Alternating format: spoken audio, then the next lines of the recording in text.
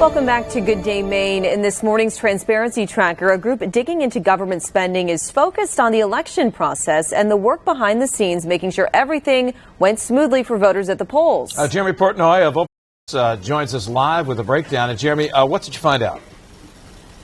So within the Secretary of State's office, we know you have the Bureau of Corporations, Elections, and Commissions. So their job, they write all the ballots, they mail them out, they tally up the results, they supervise the recount like we have going on now. They also advise your local poll workers and all your county workers. Then besides that, there's the Commission on Governmental Ethics and Election Practices. So they make sure all the lobbying laws are followed, all the campaign finance laws are followed for every local and state race all around Maine.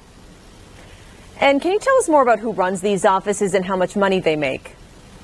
So the head of the Bureau of Elections, her name is Julie Flynn. She makes $170,000 a year. That's about $50,000 higher than the actual Secretary of State. But she's done a lot to earn that salary. She's been here for 24 years, worked for 5 different Secretaries of State. And Charlie Summers, the old Maine Secretary of State, just told Spectrum News there's actually no one in the country that knows as much as Julie Flynn does about elections. Then there's 13 other election specialists making about $98,000. And then separately in that Governmental Ethics Commission, you've got 5 people there making up to $115,000. Speaking of dollars and cents, how much has Maine spent to run its elections the past few years? So it's actually a little less than you might expect. They've sent about $9 million since 2017 to this company, Election Systems and Software. They print out all the ballots and they lease the voting machines to the state. Then they've also got $7.5 million from the federal government to help them improve election security with some new security systems and some new training courses for the poll workers. But they maybe could use some more money. According to Verified Voting, pretty much all the voting machines in Maine are at least 10 years old. There's only 4 other states where that's the case. And a lot of it's in New England. That includes Vermont and New Hampshire and a good portion of Massachusetts. So nationwide, it would take about $203 million to replace all the voting machines that are 10 years old.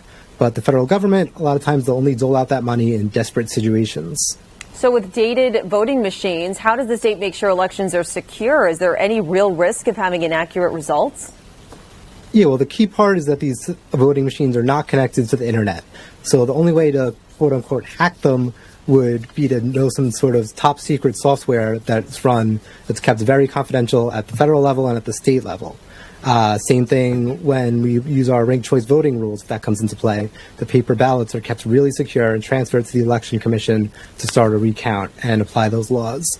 But just to be extra safe, the legislature passed a law a couple of years ago that lets them audit the results of the elections starting with this year. So that audit would involve manually reviewing all the paper ballots all around the state, making sure that they were kept secure and making sure they match everything that the voting machines are saying. Jeremy Portnoy with Open the Books. Thanks. Thank you.